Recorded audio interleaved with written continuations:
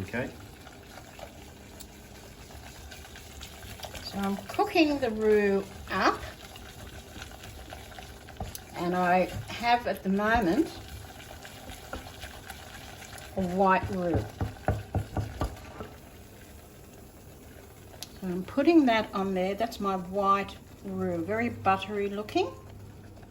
And I'm going to continue cooking this to develop it into a blonde roux.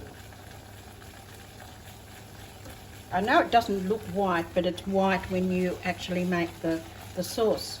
So if you have a look at consistency, you can see the consistency is breaking down considerably now as I make the blonde roux, which is going to start to change colour and become more runny. So we'll cook it up a little bit more.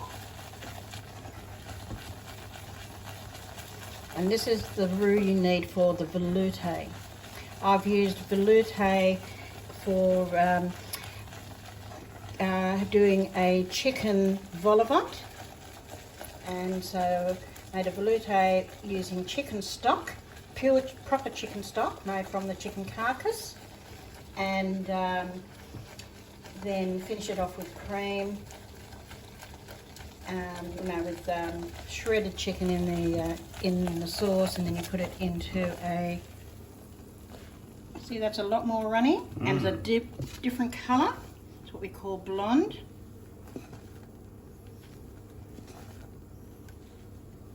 And then we're going to cook it a bit more to make it into a brown roux. So it's really the colouring of the butter that's deepened? Is that the depth to which you cook it. Almost caramelising your butter or burning? So what happens is you're actually breaking down the starch in the flour, where it's losing its thickening power. It is quite runny, isn't it? And what I'm doing now, to the flour now, I'm actually dextrinising the flour and also caramelising the butter at the same time in the pan here. You can see it's getting quite a lot darker and even runnier.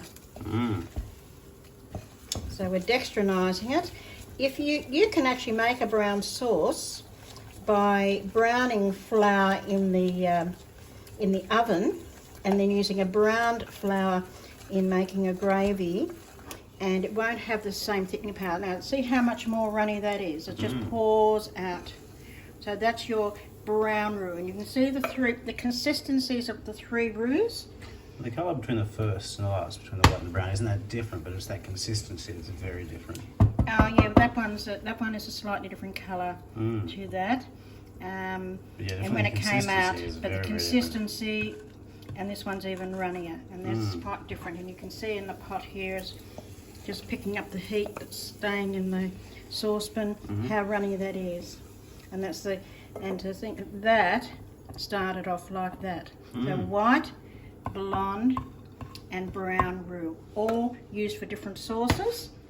And there's a whole range of sauces, probably ones you've never heard of, but this is the starting point for any sauce. This is the starting point for most sauces. Most sauces, right? Most sauces, yes. Most of your European sauces. Yes, most of European sauces. Excellent. Good work.